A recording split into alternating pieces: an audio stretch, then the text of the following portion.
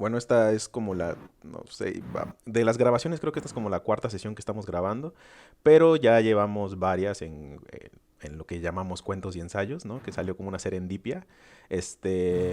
Pero ya habíamos leído a Edgar Allan Poe y en esta ocasión volvemos a leerlo con su cuento de hoy, Las cartas robadas. La, La carta robada. la carta robada. Y antes ya habíamos leído y también está grabado La Máscara de la Muerte Roja de Poe. Y citando el decálogo de Horacio Quiroga, dice que sigamos a los maestros del cuento. Y entre ellos menciona a Poe. Entonces, mencionando a Poe, y me gustaría hablar un poco de Poe. Ya hemos hablado de él, digo, ya sabemos quién es Poe, ya hemos leído un cuento de él al menos, yo he leído ya varios. Este no lo había leído y qué bueno que no lo había leído porque qué bueno es haber leído primero a Borges y haber leído ahorita a Poe, ¿no? Y sobre todo, porque hay muchas cosas en común, de hecho, a tal punto que siento que el cuento se hubiera hecho, o sea, el cuento se tenía que haber hecho como si fuera un tipo de destino o algo por el estilo. ¿Y por qué? Porque Poe nada más agarra varias piezas que están sueltas en la historia de la literatura universal y las junta, ¿no? Y, y a tal punto donde él se convierte en el artífice que junta estas piezas, ¿no? Entonces, ya habíamos leído La Máscara de la Muerte Roja, que es un cuento de terror, y de novela gótica. Que es La Carta Robada, es un género, de hecho, Poe es de los primeros, así como con el terror, que introduce a la novela moderna o al cuento moderno los temas de detectives, de crimen, de sospecha, de resolver el misterio, ¿no? Misterio. Eso, de resolver el misterio que nos gustan tanto. O sea, hoy en día creo que no podríamos entender nuestra relación con la narrativa sin este momento del lector a querer resolver el misterio, ¿no? Por eso tenemos tanto miedo al spoiler, porque no queremos llegar a sorprendernos. Nosotros queremos entender esta sorpresa a medida que estamos leyendo, a medida que estamos viendo una película, a medida que estamos escuchando un audiolibro, ¿sabes? O una radio, ¿no? Entonces, este mismo temor al spoiler, yo veo esta raíz a causa de esto. Entonces, ya hablando de la novela, La Carta Robada, habría que leer una trilogía, que es la trilogía de Auguste Dupont. Lo voy a decir Dupin porque no sé francés, pero es como Dupin o algo así, se dice, pero voy a decir Dupin, ¿vale? Voy a hacer uso de la posibilidad del castellano de poder decirlo tal cual se lee. Entonces, de Dupin. Y entonces, Dupin, yo ya había leído a este personaje. Me gustaría hablar un poco de este personaje y le cedo la palabra para que vayamos directamente al texto, ¿vale? Este personaje yo ya lo había leído. No es la primera vez que Poe lo escribe. Ah, otra cosa, este cuento es una traducción de Jorge Luis Borges y ya aquí mismo ya leímos todo el Aleph de Jorge Luis Borges, entonces ya hemos leído un poco de su escritura, un poco de las palabras que usa, que no escatiman ellas en este cuento, ¿no? Hace uso de su posibilidad como traductor de modificar un poco, de manipular un poco, y a mí me parece algo bello, ¿no? Entonces, vemos como el cuento de Poe a través de los ojos de Borges, lo cual es maravilloso. Entonces, este personaje que es Auguste Dupin, que yo ya lo había leído en Los asesinatos de la calle Morgue, de la Rue Morgue, que es que hay una trilogía, bueno, le llamamos trilogía ahorita, ¿no? Pero Poe escribió tres cuentos, que no recuerdo el nombre, el caso el misterio de la mujer Marie Roget o algo así, y son tres cuentos. Entonces, a mí me falta el de Marie Roget, ahorita que leí y pues tenemos este personaje que es Auguste Dupin. Hay que pensar que este cuento lo escribió como por el 1840 o algo por el estilo. Entonces, antes, cuando él escribió estos cuentos, no existía Sherlock Holmes, no existía Hercule Poirot, no existían todos estos detectives que son sobrecapaces. O sea, son personajes que hoy en día ya conocemos, como por ejemplo desde Sherlock Holmes, que es un personaje súper capaz para lo que hace, así como Superman, ¿no? Que es el personaje súper capaz del cómic moderno, del género de superhéroes moderno que podemos referenciar directamente, ¿no? Entonces, muchos de los problemas que vemos es O ya sea que la historia se desenvuelve en cómo este personaje supercapaz lo resuelve y nosotros nos sorprendemos por cómo resuelve ello, o que en su misma sobrecapacidad encuentra villanos o problemas que son igual de sobrecapaces que él. Entonces, y ahí se empiezan a ver los problemas. Entonces, por eso nos encantan ver por eso hoy en día nos encantan ver cosas como, el Goku, el super dios que va a matar al otro super dios, ¿no? Que son gente super capaz y que se va a pelear entre ellos, ¿no? Entonces, me gusta ver estas relaciones desde ahí. Entonces, Dupin, que es este personaje súper capaz, como lo es un Sherlock Holmes, como lo es un Hercule Poirot, como lo es como son los personajes de Light, Yagami y de él en Death Note. Entonces, y que no tendríamos ninguna de estas cosas si no fuera si no fuera por Poe y haber escrito estos cuentos. Entonces, me gustaría nada más hablar del personaje que toma Poe, porque Poe toma el personaje de ser el amigo de Auguste Dupin, que también sale en la calle en los asesinatos de la calle Morgue, y hace una revisión a ellos cuando dice, estábamos fumando de la pipa y hablando acerca de nuestros misterios, ¿no? Entonces, y hace relación a los dos cuentos que ya escribió antes. Y este personaje, que es el que después Sir Arthur Conan Doyle toma como Watson, que es el que acompaña a Dupin, pero también es partidario también de lo que hace Sherlock, que no lo entiende muy bien, pero es su mejor amigo. O sea, como que intenta develarlo, pero él también se queda atónito, él también se sorprende. Entonces, al igual que Watson y al igual que Poe aquí tomando un personaje, pues nosotros somos ese Poe y somos ese Watson al sorprendernos de cómo es tan bueno y de cómo es tan capaz en resolver los misterios, ¿no? Y y ya este es un preámbulo para poder hablar de la historia. Sí, creo que es una lectura, digo, a pesar de ser, digo a pesar porque no siempre es una lectura fácil, lo escrito por Borges, pero es una lectura bastante fluida, creo yo, bastante eh, interesante. La verdad es que yo nunca había leído un cuento de detectives y estuvo, me gustó, es una lectura que te mantiene atrapado. La tensión, digo, creo que ya al final de la lectura es un poco obvio, pero cómo inicia, ¿no? La frase está en latín, ¿no? Pero la traducción es, porque no sé pronunciar en latín, es, nada es más odioso que la sabiduría que una excesiva, perdón, nada es más odioso para la sabiduría que una excesiva agudeza. Y es precisamente de lo que trata el cuento, ¿no? En el cuento en- eh, podemos ver cómo llega a Dupont un misterio. Bueno, hay una serie en Netflix que justamente rinde homenaje a Dupin, pero le dicen Dupin precisamente en castellano, lo traducen como Dupin, creo. Pero bueno, llega un misterio a él de la mano del prefecto G, ¿no? Quien, quien por su exhaustiva búsqueda o por su metodología exhaustiva se pierde de lo evidente o de lo que podría, lo que podría ser lo evidente, ¿no? Que digo, ya dentro del texto vemos que no es tan evidente, pero sí es algo que a través de fijarse en las cosas básicas y hay una parte en la que habla Dupin eh, sobre la mímesis, ¿no? Dice que él, para entender a alguien, si es tonto, si es listo, si es... eh, no recuerdo bien todos los adjetivos que utiliza, pero precisamente habla de las diferentes cualidades de las personas, que él para entenderlos imita sus movimientos, imita sus caras y llegan a él pensamientos y él analiza esos pensamientos y asume que esos pensamientos son los que tiene la persona a la que está imitando, ¿no? Por eso digo la mímesis. Y, y bueno, el, eh, creo que la parte que más me gustó es justamente cuando habla de de estos, ¿cómo se llaman? Físicos. Es que justo lo tengo aquí subrayado.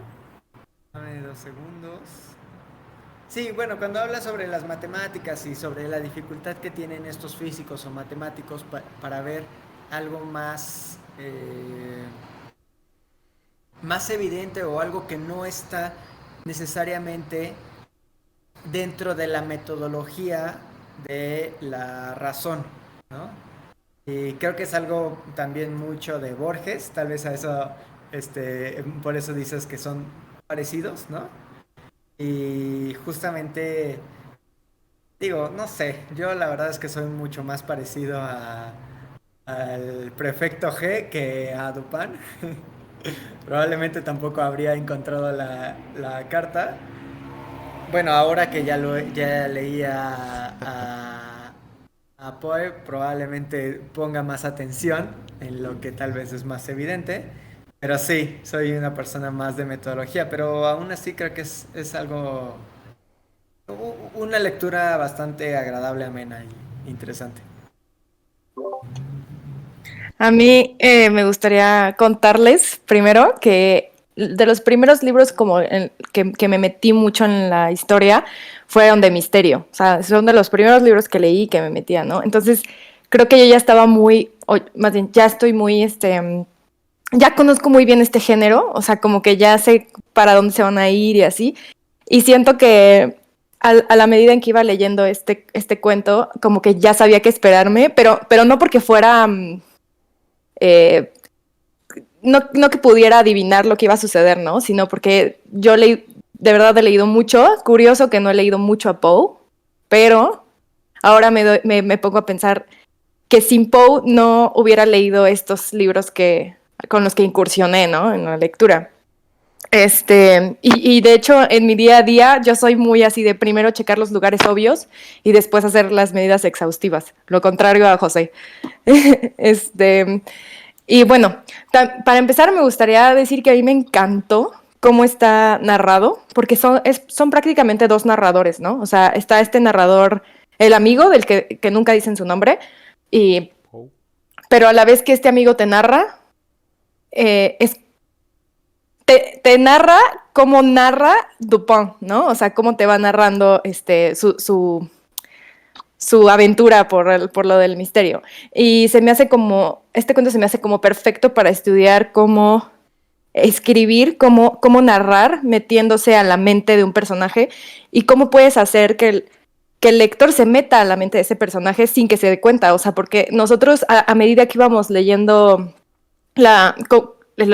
cómo hacían las cosas Dupin o Dupin, pues tú te imaginabas en el momento, ¿no? O sea, cómo lo narraba Dupin y como muy obvio y, es que este hombre y así. Entonces, se me hace muy buen ejemplo de cómo sumergir al lector en dos narraciones sin siquiera darse cuenta, ¿no? Y entenderlo perfecto. También me gusta mucho que toma este tema de cómo solemos a veces tomar a la gente por tonta o creer que lo simple es fácil o tonto solo porque uno piensa distinto o porque se nos hace tan fácil que lo obviamos y lo dejamos pasar, ¿no? De hecho, hay veces que las cosas son tan simples que son complicadas, como creo que incluso así lo dicen en el cuento, que eso me encanta, que llegó el policía y les dice algo así como de, es algo tan sencillo que eso lo vuelve complicado, ¿no? Y que en la vida no es así, o sea, que la vida es tan simple como vivir. ¿Qué complicado tiene eso? Y bueno, también subrayé muchas frases que me gustaron, pero esas ya las iré diciendo. Y investigué un poquito porque me gustó mucho cómo de un cuento de un misterio, como de detectives, cómo tocan temas que tocan la ética, ¿no? Incluso las matemáticas, y que combinan las matemáticas, las ciencias, con la ética, con lo humano. Eso me encantó del cuento y pues me metí a buscar de Séneca y así, y resulta que la frase que le adjudica a Séneca no es de Séneca, la inventó Poe y ya la había mencionado en otros cuentos, creo que justo en el la este que mencionó Luis, ¿cómo se llama? ¿Ya? Sí. No, de la calle Morgue, esa cosa. Los asesinatos de la Rue Morgue o de la calle Morgue. La tengo que leer. Pero bueno, Poe inventó a un personaje que se llama Seneca y ya y mete esta frase, ¿no? Y ahorita la mete como para hablar, para presentarnos el cuento, lo cual es una tesis, y eso me encanta, porque es como la tesis, te la presenta y dice, de esto te va a tratar el cuento, así que ponte trucha, a ver cómo sale todo. ¿Y qué es lo que hace Borges? Con lo de las frases y meter la literatura y en sus cuentos. Sí, y bueno, ahorita eso es todo lo que tenía que comentar, pero me encantó. A mí justo, ¿me escuchan? ¿Me escuchan? Sí. A mí lo que me gustó mucho fue justo lo que mencionaste ahorita de la relación o la comparativa que empieza a hacer con las matemáticas. Y más, o sea, me hizo mucho sentido porque supongo que por lo que estudié todo el tiempo estoy contando y todo el tiempo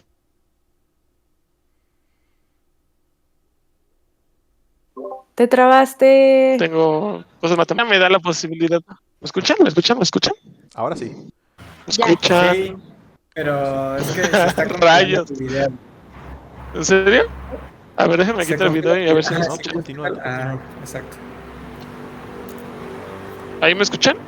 Sí. Sí, ¿Hasta dónde me escuché? Matemáticas. que haces Tal números. vez tú piensas en matemáticas. Justo. O sea, como que ahorita estoy en un momento donde me estoy adentrando más en la parte artística y se me hizo bien linda esta comparativa entre lo humano o lo no tangible o lo no cuantificable y lo que sí. La comparativa de eso se me hizo muy, muy chido, como tú dijiste. Y creo que también algo que resalto mucho es, yo no había leído nada sobre detectives o sobre la resolución de algún tema en la lectura.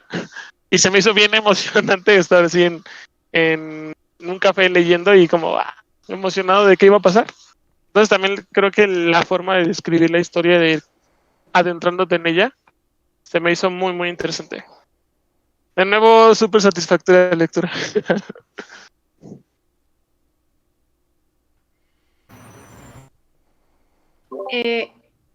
Perdón, Mariani, ¿no? Ok. A mí, la verdad, voy a ser honesta, no terminé de leer el cuento. Y lo siento mucho, pero lo voy a terminar de leer después de la sesión. Y va a ser interesante leerlo ya con sus comentarios. Pero de lo que alcancé a leer, Dupin, me parece un personaje muy interesante. De hecho, yo hace mucho también leí el cuento de las calles, Los crímenes de la calle Morgue, que creo que es de mis favoritos de Edgar Allan Poe, por si alguien lo quiere leer. Y estaba buscando porque no recordaba que el personaje se repite. En este cuento, el personaje conoce al narrador, que yo quiero pensar igual que Luis, que es Poe, y nos cuenta un poquito más acerca de quién es Dupin, y creo que se refleja, aunque en esta historia no lo cuentan como tal, pero es una persona ilustre de una familia acomodada que cae en la pobreza y decide vivir así su vida por elección y solo como tener un sustento para poder vivir, digamos, más o menos cómodo, y su único lujo son los libros. Entonces, él se sorprende o se maravilla cuando ve la cantidad de libros que tiene en su casa y le parece un personaje muy interesante.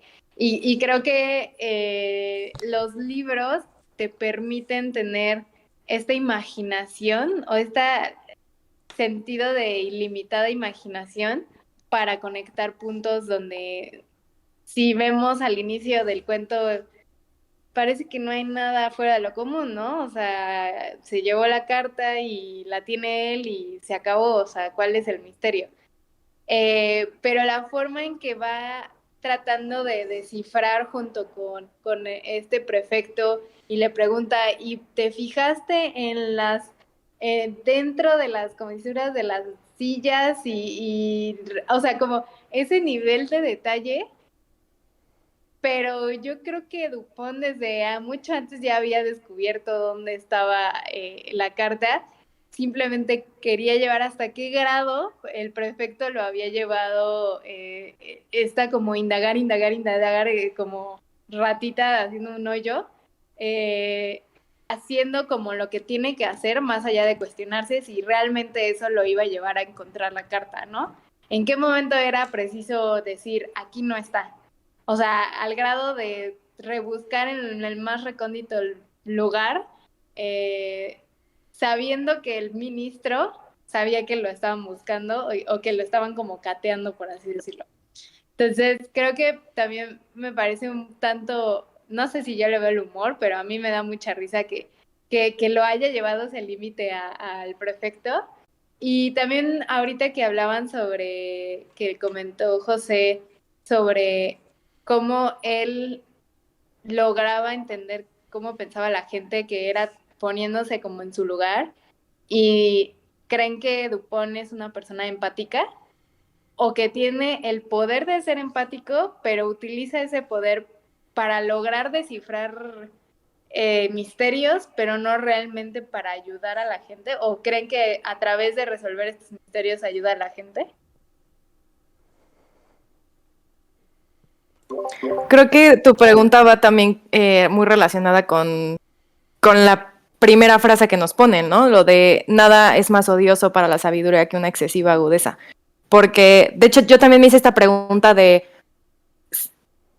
A ver, dejen hilo mis ideas. Presenta cómo es que hay como distintas inteligencias, ¿no? Y que muchas veces creemos que somos más inteligentes solo porque pensamos distinto, pero hay que ponerse en el lugar de los demás para entender su inteligencia y actuar como ellos, o intentar comprenderlos, intentar actuar como ellos. Y también me pregunté, ok, entonces para ser empático, ¿se necesita ser inteligente o se necesita ser inteligente para ser empático? ¿Cómo se relaciona eso, no? Que es algo que también van desenvolviendo a lo largo del cuento, lo cual se me hace muy rico porque además de resolver un misterio policial de delincuentes, también intentan resolver como un misterio ético, ¿no? O un misterio que nos hace humanos, un misterio que, por ejemplo, me encanta una frase que dice, es probable que cualquier idea pública, cualquier convención recibida, sea una tontería porque se ha adoptado a la mayor parte, se ha adaptado a la mayor parte, es que está en latín, también la tuve que traducir. Pero cómo es que toca temas hasta sociales por un simple misterio, y ahí está la cuestión, ¿no?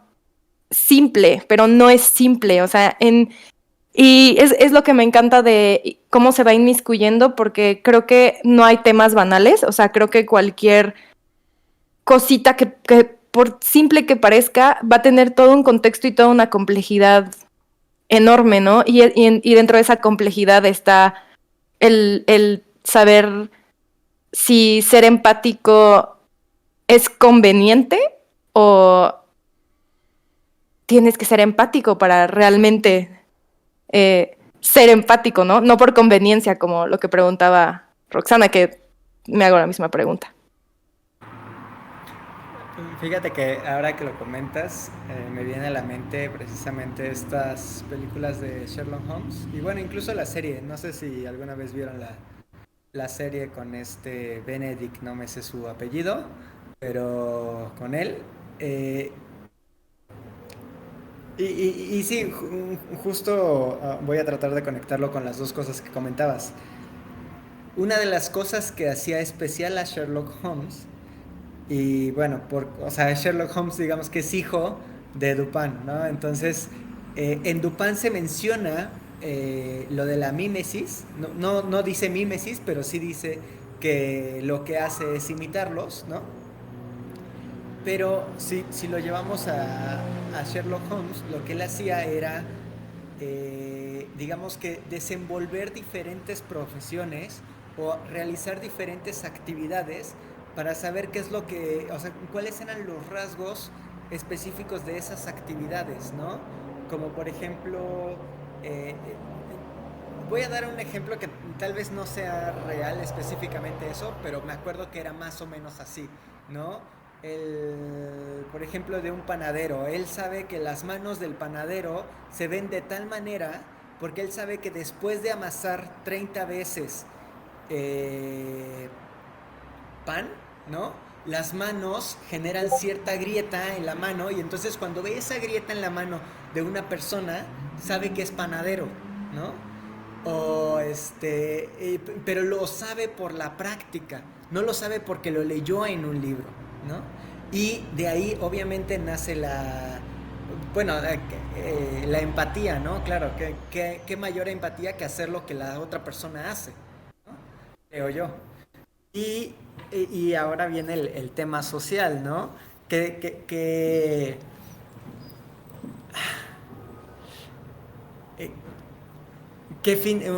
¿cuál es la finalidad? O sea, ¿qué va primero, no? Conocer las cosas porque has desenvuelto diferentes o realizado diferentes actividades a lo largo de tu vida, o realizar ciertas actividades muy específicas, bueno, más bien ciertas actividades simplemente para saber cómo se ve, ¿no? Yo creo que es importante el punto de la empatía, el punto de desarrollarlo, pero uh, bueno, no sé, o sea, siento que es diferente ayudar por querer ayudar que ayudar por saber cómo se siente ayudar. Y otra cosa que quería comentar rápido es el punto de la... No encuentro ahorita la palabra, si se la saben ustedes, por favor. Eh, Justo esta como conexión entre diferentes profesiones y cómo la conexión entre diferentes profesiones genera esta creatividad y esta posibilidad de tener una capacidad de solucionar problemas mucho mayor, ¿no? Porque si hubiera sido, o sea, porque gracias a que no sé, ministro G o no me acuerdo cómo se llama, me acuerdo que era G o D, ¿no? La palabra Ahorita es, te digo. la palabra D, es ministro D, gracias a interdisciplinariedad. que él era matemático, él sabía que iban a ser exhaustivas las búsquedas. Él sabía que él conocía la metodología, ¿sí? Ahora, gracias a que también era poeta, le encontró una solución creativa, por decirlo de alguna manera, ¿no? Porque sabía que las personas que son únicamente matemáticos no iban a ser creativos y no iban a encontrar una solución creativa, o no iban a pensar que la otra persona encontraría una solución creativa, ¿no? Entonces, la importancia justamente de tener diferentes actividades o diferentes profesiones en nuestra vida, ¿no? En este caso, yo comparto un poco la vida, la segunda vida de Momo, ¿no? De dedicarse a los números, un poco, bueno, a las finanzas, no es lo mismo. Pero también este punto de leer, de tener un club, de estar en el club de lectura, bueno, no sé si Momo aparte tiene una faceta creo que artística, pero justamente, o sea, creo que eso es lo que va enriqueciendo a una persona y dando posibilidades a alcances mayores, ¿no? Siempre que dices Momo, pienso que te refieres al libro y lo primero que hago es, va a relacionar el libro de Momo con este. Y no. ¿Me escuchas? Una pregunta. Sí. ¿A qué te refieres cuando dices Momo, José? Perdón. Se refiere a mí. Ok, perdón. Es que no, tuve problemas de conexión, Momo. Entonces a lo mejor en algún momento lo perdí. Yo también. Gracias. Yo tuve que adivinar por conexión. Resolví el misterio.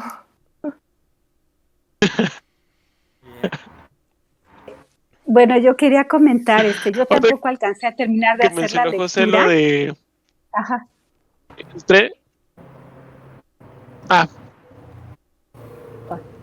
Sí, si quieres primero Vera y ya luego Momo, si quieres comentas. porque Nos juntamos, perdón. Estoy teniendo un poquito de problemas de conexión, pero bueno, yo no pude terminar de hacer la lectura. Ahorita que estaba escuchando a José, de repente pensaba en el punto de que los matemáticos son científicos. Yo personalmente pienso que tienen un ego muy específico los matemáticos porque son las ciencias exactas y un poquito pueden menospreciar las ciencias humanitarias, ¿no? Entonces, en ese sentido se genera la idea de que son diferentes razonamientos, ¿no? El del poeta es creativo, es otra forma de construir, ¿no? De razonar. En cambio, el matemático o el de las ciencias exactas puede ser como muy apegado al método, de ahí lo que se estaba diciendo, ¿no? Como que sigue el método como debe de ser, y el poeta le puede poner creatividad, puede ser más inventivo. Estaba pensando, de repente, por lo que comentaba José de la serie y eso, recientemente estaba viendo yo una serie de los que hacen perfiles psicológicos de los criminales, ¿no? Entonces, de repente, ¿cómo van adivinando? Porque igual es una búsqueda de quién puede ser, de querer pensar como el que hizo esto, y de ese estar pensando, estar razonando. Es una serie que vi en Netflix, es una serie corta, y a mí me encantó porque de repente nadie daba un peso por lo que estaba él diciendo, pero él seguía su creatividad y hacía un análisis muy interesante que tiene que ver con esta interdisciplinariedad, ¿no? ¿Cómo se llama que la comentaba serie? José. Híjole, la verdad es que ahorita no me acuerdo, pero sale Sam Worthington. ¿No es Mindhunter? El que es... Ay, creo que sí, fíjate. Debe ser Está en Mindhunter de Netflix. David Fincher. Ajá, sí, creo que es esa. Ajá, porque sale Sam Worthington, es una serie de 9 capítulos, me parece, es corta. Ajá, o menos de 9, Ok. pero vaya, está buena. Justo esa era la palabra, interdisciplinariedad, sí. Gracias.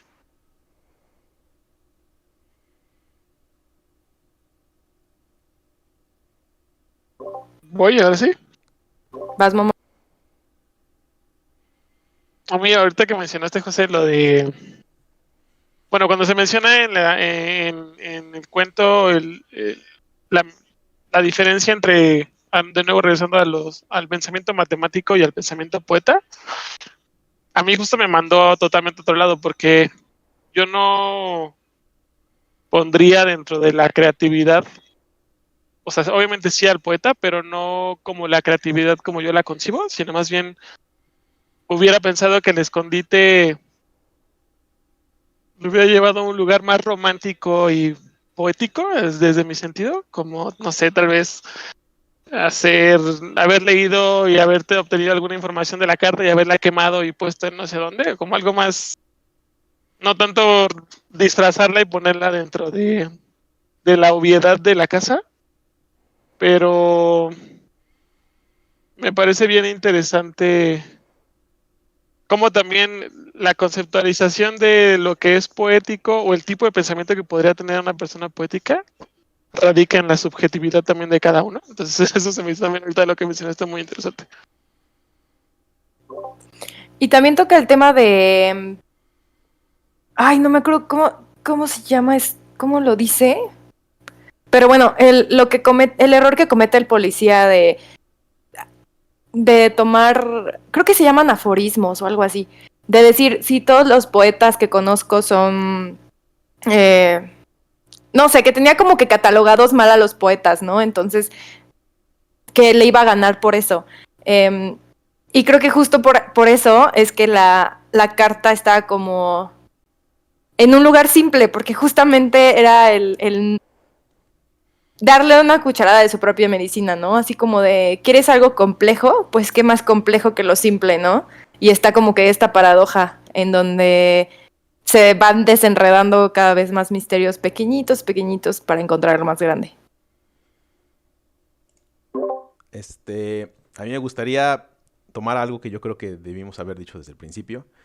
Y es el hecho de que cuando alguien se enfrenta a escribir algo de misterio, yo me he enfrentado infructuosamente, pero en su intento aprendí muchas cosas. Y es el hecho, y sobre todo en los cuentos, es el hecho de que tienes que tener todo desde un principio. Cuando vas a empezar, tienes que ya saber dónde vas a terminar. Y Poe es un maestro en eso. Al igual que Borges en sus cuentos, ¿no? Desde un principio sabe dónde va a empezar. Desde el principio, desde que pone la frase esta que le adjudica a un Séneca que Poe inventó, desde ese momento la frase ya te dice cuál es el cuento. O sea, posiblemente después cuando en un futuro podemos nada más decirnos la frase y saber de qué cuento estamos hablando, de qué personaje, cuáles fueron los comentarios que dijimos, etcétera, etcétera, etcétera, nada más con la frase del principio, porque esa ya construye todo el cuento.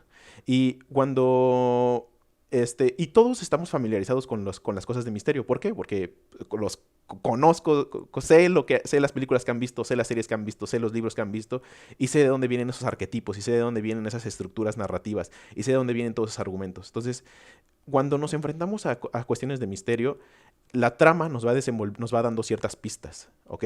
Ciertas pistas como, por ejemplo, ¿qué sucedió? Un atraco, un asesinato, un asalto, etcétera, etcétera, ¿no? Lo vimos con Buenaventura Durruti, que también fue un tipo de ir develando el misterio. Por eso, ahí fue una de misterio y nunca mencionaron y eso ya lo habían leído antes. Entonces, pero es como no asociamos eso. O sea, como no asociamos que es el mismo uso narrativo que usó Taibo ahí, de irnos desenvolviendo el misterio a poco. Entonces, aquí Poe, pues él está trabajando con esta corriente y él está jugando. Y en estas pistas, la más importante es la pista de que sabemos quién es el ladrón, ¿ok? Entonces, esta pista es lo que cambia todo. Porque sabemos quién es el ladrón. Normalmente uno no sabe quién es el ladrón. El misterio trata de desarrollarse. A ver, ¿quién fue quien mató a tal persona? ¿Quién fue quien robó esto? ¿Quién fue quien estafó a todos? ¿Quién se llevó el banco? Y si la trama no es de ver cómo el ladrón se roba todo, los Ocean Eleven, la serie española esta del dinero que no se me viene el nombre, es ver cómo Casa de Casa de papel. Papel. La Casa de Papel, es de ver cómo ellos son en su capacidad, cómo son tan buenos, y son tan buenos que nos da gusto de ver cómo desarrollan eso, ¿no? Y está la otra parte, que es la de los Grey's Anatomy, los CSI, los Sherlock Holmes, que es la de ver cómo el que está buscando al criminal trata de desarrollar el misterio, ¿no? Entonces, jugando con esto, nos dan ciertas pistas. ¿Y qué hace Poe? Nos da la primera pista, que es la con la que va a trabajar Dupin, que es la de sabemos quién es el ladrón. Por eso, antes de que no sepa esto, que el fiscal, bueno, el policía, lo voy a llamar el policía, está muy reservado en lo que dice, ¿no? Y Dupin le dice, ¿cómo? No entiendo. Hasta que le dice, bueno, es que nosotros sabemos quién es el ladrón. Y plantea esta situación de cortesía social en la que al quien lo robaron sabe que le robaron, pero no pudo decir nada porque el misterio que estaba ahí lo comprometía. Entonces, este compromiso que se va a ver en todo momento, ¿no?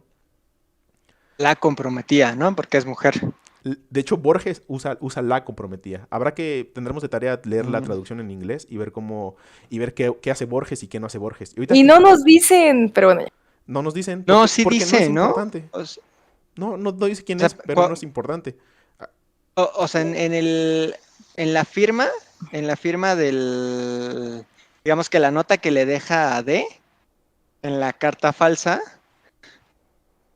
se lo pone en francés, pero la traducción dice, un destino tan fatal, si no es digno de Atreo, es digno de Tiestes. Ahora vamos a eso. Pertenece a la Atrea de Sevillón. No. Me refería a que no nos dicen qué lo Eso- compromete. Ahorita vamos a eso. Ok. Pero eso, Ok. ahorita vamos. Ahorita que ya estamos hablando de la traducción de Borges hace algo muy interesante, que es, habrá que leer otras traducciones que se han hecho al español, y quizás esas traducciones, hay que pensar que Borges decide qué poner en latín, qué poner en español y qué poner en francés. ¿Ok? Otra persona, otro traductor, pudo haber hecho la traducción con todo al español, y nos hubiéramos perdido de varios énfasis, de varios usos que usa Poe, ¿no? Pero habrá que leer el cuento en inglés, quizás lo que estaba en inglés lo tradujo al español y todo lo demás lo dejó en francés y todo lo demás lo dejó en latín, que es muy posible, ¿no? Entonces, cuando ya tenemos esta gran pista que nos dice, hey, esto es lo que va, esta es la llave que va a desenvolver el misterio y es lo que hace la intriga en esta narrativa, sabemos quién es el ladrón, sabemos que es el ministro. Entonces, es aquí donde ya viene todo este asunto de cómo la agudeza afecta a la sabiduría, ¿no? Entonces es aquí donde ya hacemos estos dos valores que ya mencionaron, que es que me llamaron al matemático racional, que microscópico, que en su uso microscópico no ve lo macroscópico, porque cree que toda la evidencia deja una huella microscópica que es ineludible para aquel que quiere esconder algo, y él tiene el poder de llegar él tiene el poder y la tecnología, a diferencia de él, que es decir, yo tengo la inteligencia que tú no tienes. Y el otro no es un poeta, dice Dupin, el otro es las dos, es un matemático y un poeta. El otro se puso en el lugar, y aquí es donde hablaron de la empatía.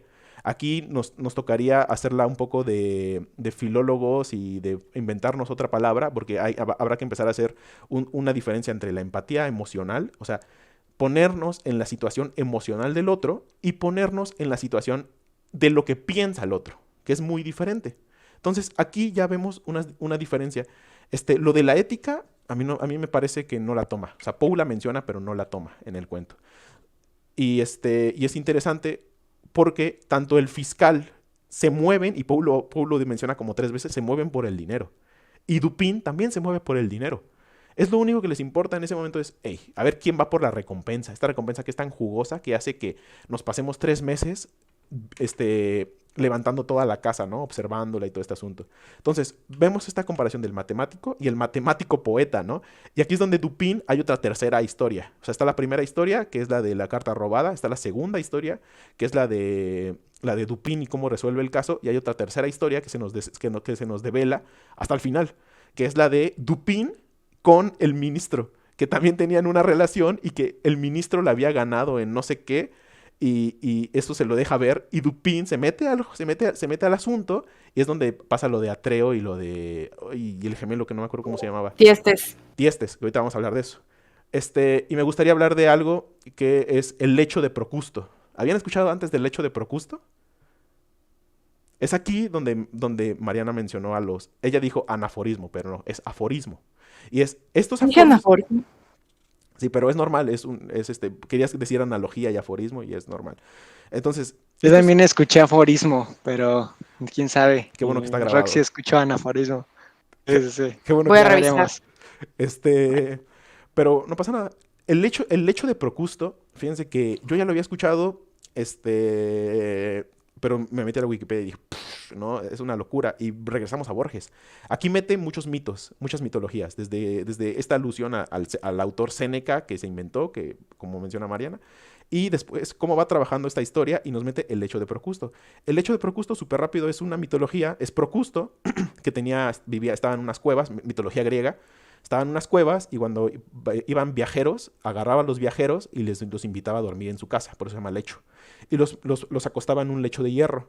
Entonces, cuando estaban dormidos, los amarraba con sus extremidades a la cama y trataba de ver, aquí para los TOC, trataba de ver si es que la cama, la persona llegaba, si era muy alto, o sea, si sus extremidades pasaban el tamaño de la cama, les cortaba la cabeza, les cortaba los brazos, les cortaba las piernas para que encajaran con el tamaño de la cama, con el lecho. Y si eran muy pequeños, o sea, si todavía les faltaba para poder llegar a las orillas del lecho, con martillos los trataba de extender, ¿no? Entonces, ese es el lecho de Procusto. Y luego dicen que Procusto, que siempre, nunca te le podías fallar porque él tenía 2 camas, ¿no? Entonces, veía cómo te medías y te ponían la cama así. O sea, de todos modos morías, ¿no? Y de hecho, Teseo, Ariadne, Teseo, Asterión y todo esto de Borges, Teseo fue el que mató a Procusto. Teseo diciéndole, ya que Teseo iba de viaje y lo toma el viajero y Teseo le dice, pero a ver, acuéstate tú primero. Y se acuesta y lo mete a su misma caja. Teseo lo mete a su misma caja. Entonces dice, mira cómo no te amoldas. Entonces yo te amoldaré, ¿no? Entonces, es aquí donde viene el policía y le dice, Dupin dice, el problema que tiene el policía es el problema del lecho de Procusto, que como está tan encerrado en que todo tiene que caber en sus normas, que todo tiene que caer en sus teorías, en sus hipótesis, en sus reglas, amolda todo, cambia la realidad, falsea, hace falacias, para que todo se amolde a como tiene que estar. Él dice, a ver, el ministro claro que es inteligente, es ministro, claro que está pensando más allá que yo en el dónde esconder la carta. Pues dice el policía dice, pues yo tengo que pensar uno más allá, ¿no? Y hace Poe esta alusión de los juegos de las bolitas. Decir, a ver, voy a hacer el juego del par, impares, que es como jugar, ¿en qué mano está? ¿Derecha o izquierda, no? Y, a ver, si esta persona ya dijo derecha, pues a la siguiente voy a decir izquierda. Pero no te esperas que una persona diga siempre derecha, ¿no? El otro va a estar, derecha, izquierda, derecha. O sea, es como pensar un paso más allá del otro. Entonces, el policía ya está pensando encajonado en su lecho de Procusto, que el ministro está pensando un paso más allá. Entonces, en lugar de primero entrar en lo macroscópico, se va a lo microscópico de inmediato. Entonces es aquí donde también me pareció que hace el chiste Rox de decirle, de decirle, no, es que sí, hasta vi en los pliegues de las sillas, vi dentro de la pata de la mesa, vi en las paredes, vi aquí y no encontré nada. Que es decir, estuve rebusque y no encontré nada, ¿no? Y creer que en esa rebuscación está ahí. Entonces, y luego dice lo de las matemáticas y dice, fíjate, es interesante cómo Poe lo toma, porque dice, usa el término mitología pagana para mencionar que tanto los mitos son mitologías paganas como los mitos de los matemáticos que creen en ellas. Y dice, las mitologías, la gente sabía que no eran verdad y aún así confiaban en sus fábulas. Guiño, guiño. Y después era de... Y la mitología pagana de la matemática, pero los matemáticos sí creen que son reales. Y ahí habla acerca de lo abstracto y habla de que cómo los matemáticos se amoldan al hecho de decir que que realmente el álgebra es nada más decir, hey, vamos a jugar las matemáticas en este espacio reducido, y en este espacio reducido de leyes, las leyes son verdaderas. Ya sabemos cómo es la biología, cómo es que la biología o las matemáticas te dicen, a ver, las matemáticas, sí, tenemos estos números, estas reglas, pero nada más se amoldan aquí, la ley de Procusto. Entonces, jugando con esto y es aquí donde entra Dupin y nos develan la tercera historia, ¿no? Que es lo que mencionamos de Atreo y de su hermano, que se me olvidó olvidar el nombre. Y podemos hablar de eso, que es de la carta ya a nivel macroscópico y cómo realmente Dupin y el ministerio, el del ministerio, el ministro, y están jugando a otro nivel, que el policía no tiene ni idea. Entonces, y ahorita me gustaría hablar sobre lo de la carta del Atreo, porque me pareció maravilloso. Sí, a mí también me gustaría hablar de eso. Quería nada más mencionar lo que dices, que la ética no la toca, y creo que tienes razón en el sentido de que no la toca muy profundo, pero ahí está, ¿sabes? O sea, lo menciona tantas veces en frases, pero justo estos personajes sí la toca, como... pero no se sumerge en ella. Ajá, sí, por eso. O sea, ahí está la ética, pero justamente no se sumerge porque este personaje de Dupin sabe perfecto que lo que está haciendo es porque se mueve por el dinero, ¿sabes? O sea, porque él es consciente de que esta empatía es más bien como porque le conviene y la ética solo la está usando, o sea, la ética solo la está usando a su favor, porque en cada explicación que le da el personaje a su amigo, o en cada argumento que hace, o en cada desenvolvimiento del misterio, le contesta a su amigo como con frases de ética, ¿no? O sea, como a veces dos motivos con un valor individual, cuando los juntas ya no tienen el mismo valor para todos, ¿no? Y también hace como otra, que en esta ciencia es generalmente incierto que la suma de las partes sea igual a todo, y como que siempre relacionándolo, pero porque al final él ya sabe qué pedo, o sea, él sabe que él ya ganó. Entonces ahí es cuando dices, él sabe que la ética está por encimita y no la va a profundizar porque no quiere hacerlo, porque a él no le conviene, porque él quiere sus no sé cuántos 50,000 libras o no sé cuánto le da. Es que él está arriba de la ética. Él ya pensó, o sea, él ya vio todas las posibilidades y dice, pues yo voy a hacer lo bueno para mí. que es yo llevarme el dinero. Y ni siquiera se lleva todo el dinero, se lleva nada más el cheque que va a ganar el fiscal, que va a ganar el policía, ¿sabes? Que le da el policía en ese momento. Entonces, Sí. toma su recompensa, pero una pequeña parte de ella y está por encima. Y de nuevo, ¿quién es Poe, no? Poe, que es el gran maestro en el cuento, que ya sabe cómo va a acabar justamente cuando empieza el cuento, ¿no? Y va construyendo todos los bloques, todos los bloques, todos los bloques, y nos va poniendo las pistas, que es lo que hace un buen cuento de detectives, una buena película de detectives.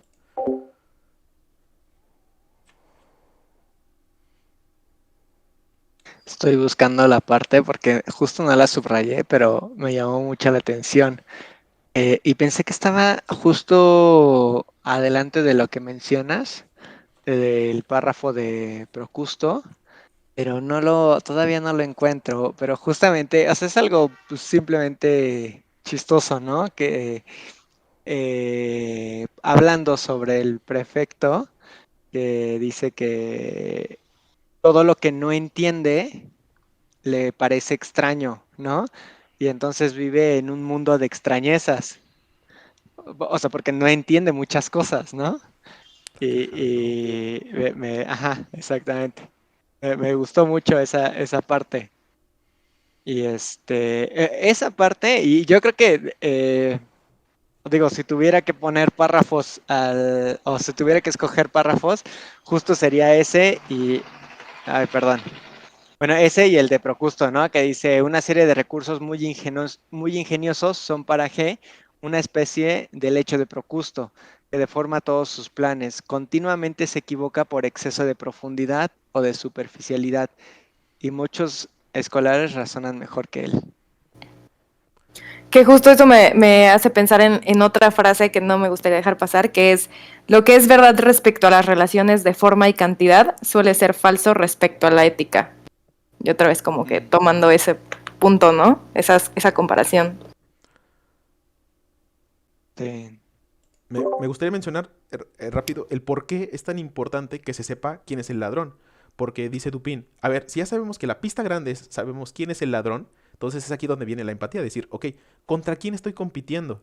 Y por eso en algún momento el personaje, que para mí es Poe, que habla con Dupin, le dice, entonces lo importante es saber quién es tu adversario. Entonces, el poder resolver este misterio es saber medir correctamente a tu adversario, ¿no? Y en este saber medirlo, es decir, estos son los limitantes, estos son los alcances, o así piensa mi adversario, ¿no? Entonces yo me tengo que poner, ya sea, tengo que ver las cosas a su par, que es lo que hablas de la mímesis, y, y todavía pasarme un poco más allá, o trabajar con eso, ¿no? Que ahí viene lo de la carta al final.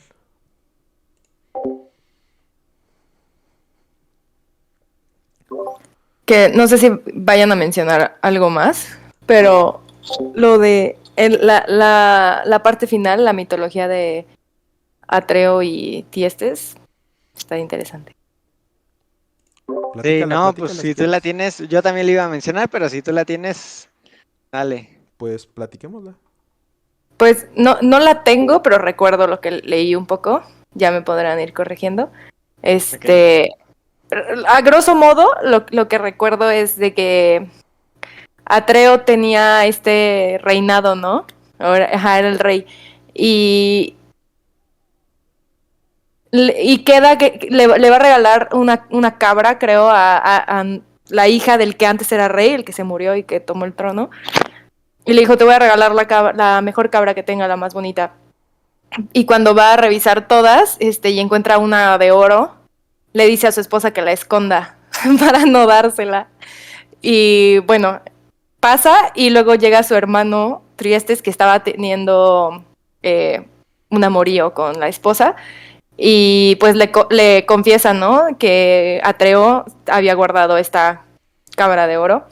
Y entonces llega Tiestes y le dice a Atreo, oye, estaría bien que quien tenga una cabra de oro, o la mejor cabra, algo así, se vuelva rey, ¿no? Y pues Atreo, súper confiado, dice, claro, sí. Y descubre que Tiestes tiene la cabra, entonces Tiestes se vuelve el rey. Y justamente en el cuento termina diciendo que no me recuerdo bien la frase, pero lo que no es de Atreo es de Tiestes, ¿no? O sea, diciéndole como, yo soy Tiestes, estoy un paso adelante de ti. Un plan tan fatal, si no es digno de Atreo, es digno de Tiestes. Pero aparte, un plan tan fatal, ¿sabes? O sea, que sabe que es fatal, porque aparte también, un poco más sobre la mitología, Tiestes también termina muriendo por... no, sí, termina muriendo. Entonces sabe Dupin que es como una competencia, ¿no? El estar, tú me hiciste esto, ahora voy yo y ahora vas tú. Y es un constante misterio, es un constante saber resolver e intentar estar siempre delante del otro. Y ahora, el Cordero de Oro, pues es la carta, ¿no? Y Cordero. quien tenga la carta es quien tiene el poder. Quien tiene el Cordero de Oro es quien tiene el poder. Sí, después, si no me equivoco, después, bueno, ellos dos son hermanos, ¿no? Y tuvieron un problema con su padre. Creo que mataron a su otro hermano. O sea, entre ellos dos mataron a su otro hermano y los corrió. Y se armó todo este problema que ya habló Mariana. Y creo que después Sí. hubo una relación incestuosa de no sé qué. Y la hija. Es que Atreo le pregunta a alguien, ¿cómo recupero mi trono? Y Sí. Que Justo lo le dice mismo. la profecía, ¿no? Ajá, y le dice, no, pues tienes que hacer que tenga un hijo y este hijo lo va a matar. Sí. Que ahora, si recordamos las primeras frases, de nuevo, cómo desde el principio del cuento ya sabe a dónde va a terminar, ¿no? Cuando llega el prefecto a hablar con Dupin y con el cuate, que primero hablan en la oscuridad, ojo, ahí me recordó a Oficio de Tinieblas. Y hablan en la oscuridad, le dicen, no, mejor tomamos estos temas en la oscuridad, mientras está el humo y todo este asunto, ¿no? Porque se puede percibir mejor, o sea, ese oxímoron aparte. Claro. Y cómo le dice, a ver, les vengo a decir esto, y le dice Dupin, ¿deberías decirnos? Porque podemos tomar nosotros la carta, nosotros podemos tomar el Cordero de Oro que tú estás buscando. Entonces, y él le dice, sí. Sí, que de hecho, el que tal vez sea Poe le dice como, bueno, prosiga, y Dupin, o no Exacto. prosiga. Y fíjate cómo ya ahí usa este juego, ¿no? Este juego del... Que es un tipo de humor, ¿no? Que es un tipo de humor sarcástico, que... cínico, ¿no? Que cómo lo viene trabajando Poe ya desde 1840 y que hoy en día se ha perfeccionado. Bueno, perfeccionado. Hoy en día pues vivimos en el momento de los cínicos, ¿no? Entonces, y cómo se adjudica también este cinismo a estas personas que están pensando un grado más allá del otro, ¿no? Pero normalmente siempre tirado hacia hacer el mal, ¿no? Entonces, hacia lo chusco, hacia todo este asunto. O sea, lo fatal. Hacia lo fatal. Y cómo usa el término fatal, ¿no? Y no, es una belleza, es una belleza. José, ¿tú quieres decir algo? ¿Y Borges? ¿Qué tal Borges? O sea, ahora comparémoslo con los cuentos de Borges, ¿sabes? El uso de los mitos, el uso de las palabras, el cómo estructura los cuentos, cómo aprende de los maestros. Otra de las reglas que escribió Horacio Quiroga en su decálogo era, cada vez que cuando vayas a empezar a escribir un cuento, ya tienes que saber cómo va a terminar. Entonces, debería pasarles el decálogo de Quiroga. Sí. Tengo que volverlo a leer. Y Igual. Y ahí, porque habla mucho, ¿no? Y nos va a ayudar mucho a ¿Qué? lo que me gustaría que nos permitamos hacer, que es intentar escribir un cuento, ¿no? Que ya mencionando a Borges, justo este cuento fue como todo un laberinto de para dónde ir, cuáles son las pistas. Sí. Exacto. ¿Quién es Asterión? ¿Quién es Teseo? Bueno, pero es un laberinto bastante claro viniendo de la LEF, ¿no? O sea, creo que para mí esta lectura sí se me hizo mucho más ligera que cualquier otro cuento de Borges. O sea, claramente es una traducción, pero no es un escrito de Borges, ¿no? Porque un escrito de Borges es muchísimo más, tiene muchísimas más referencias, tiene muchísimo más, yo diría que incluso profundidad, ¿no? O sea, aquí estamos Pero es viendo... que estás viendo un precursor, o sea, también Borges Sí, aprendió no, de él, claro, ¿sabes? claro. O sea, Claro. ¿Dónde puso la vara Poe? Puso la vara Poe aquí, ¿no? Sí, Borges llegó y midió la vara. y- Se echó para atrás y dijo, ay, ¿la salto o no la salto? Sí. Mejor la desaparecemos. Desaparecemos. Porro. Dice, la barra le voy a llamar Sahir, así dice Borges. Este, Es una serpiente en realidad. Sí, sí, sí, sí. Son mis temores. Ahí está la inmortalidad, la voy a ir a alcanzar. O Una no. vara que se convierte en serpiente, como las que manejaba Moisés, ¿no? Fue el que toca la vara y se convierte, ¿no? Sí. Para asustar al faraón. Hablando de Moisés, que tiene que ver con el mito de Atreo y Tiestes, que tiene también que ver con el mito de Hamlet. Entonces, aquí todo esto se comunica. Creemos que vivimos en culturas muy diferentes, pero ahí estamos relacionando en un mismo mito la egipcia, la griega y la anglosajona, ¿no? Bueno, más como de Dinamarca y todo este asunto, que no sé cómo sería decirlo, pero hablar sobre el hijo que mata al padre, ¿no? Y por la relación incestuosa y que no sabe que está criando a su hijo y fum, fum, fum. Luis, ¿eres seguidor de Jung? ¿Jung? Jung, claro, les he hablado muchísimo de Carl Jung. Sí, ama a Freud también, o sea, está cabrón. O sea, y no tengo que leerlo mucho, tengo que leerlos, casi no los he leído. ¿Conoces a Clarisa Píncola? No, no, no. Siento que su libro de los lobos que... No, las mujeres que corren danzando con los lobos, con... Ah, ok. te encantaría. Pues lo Te voy lo voy a... a prestar. Mujeres que Va. danzan con lobos. Se consigue en internet, ¿eh? Yo llegué a verlo, sí. Sí, pero sí me lo pueden prestar. Bueno, ya solo era un paréntesis, pero... Si Claro. quieres leer a Freud, creo que la editorial Amorortu es la mejor. Me compré todas, estaban en promoción sus obras en Amazon hace como 5 meses, 40 pesos, Pero- toda la obra completa de Freud. ¿Pero en qué editorial? No sé, ¿Amorortu? tendría que... No sé. Son muchos tomos. Ah, ok.